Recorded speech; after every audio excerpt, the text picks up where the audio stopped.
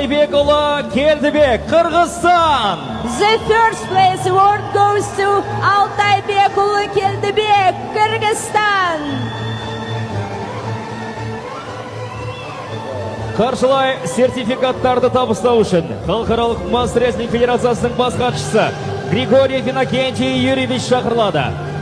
To present the certificates, please welcome General Secretary of the International Mass Wrestling Federation, Григорий Иннокентий Юрьевич. Мемлекеттік әнұраны орындалады.